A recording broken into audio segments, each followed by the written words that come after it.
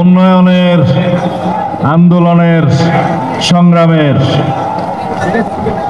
এই ফেনী জেলার অধিবাসী হিসাবে আপনারা অহংকার বোধ করেন।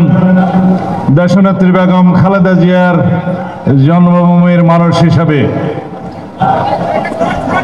আমরা বাংলাদেশের অবিসংবাদিত নেত্রী পেয়েছি। এই জেলা থেকে আন্দোলন সংগ্রামের মধ্য দিয়ে আপোষহীন নেত্রীর জন্ম দেখেছি, যিনি এই ফেনী জেলাতেই জন্ম নিয়েছেন, যিনি বাংলাদেশকে বারবার হারানোর স্বাধীনতা ফিরিয়ে দিয়েছেন।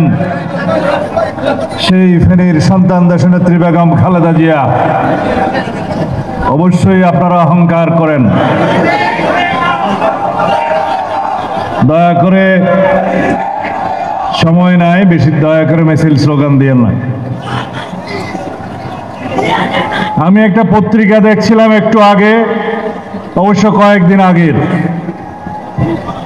জাতিসংঘের মানবাধিকার কমিশনের পক্ষ থেকে তথ্য অনুসন্ধানী রিপোর্ট প্রকাশ করা হয়েছে। হাসিনা এখন জাতিসংঘ স্বীকৃত, সারা বিশ্ব স্বীকৃত বিশ্ব খুনি, মানবাধিকার লঙ্ঘনকারী, বিশ্বের ঘৃণিত ফ্যাসিস্ট শাসক। হাসিনা সম্পর্কে বাংলাদেশের মানুষের আর কোনো সনদ দিতে হবে না, সারা বিশ্ব তাকে সেই সনদ দিয়েছে।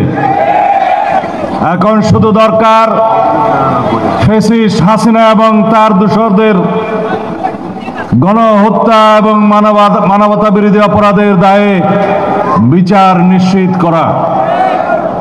মানবতা বিরোধী আদালতের আন্তর্জাতিক আদালত গঠিত হয়েছে, প্রসিকিউশন মামলা দায়ের করেছে, আমরা বিএনপির পক্ষ থেকে মামলা দায়ের করেছি।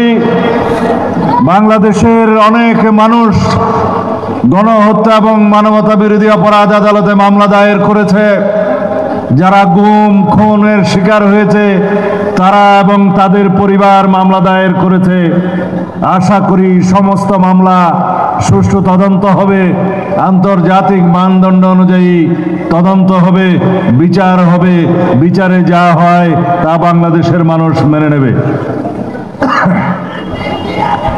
বাকি রইল এই মানবতা বিরোধী অপরাধের জন্য, গণহত্যার জন্য বাংলাদেশের মানুষ বলছে, আমরা সাক্ষ্য দিচ্ছি, জাতিসংঘের মানবাধিকার কমিশন বলছে শেখ হাসিনা সরাসরি নির্দেশ দিয়েছে এই গণহত্যার।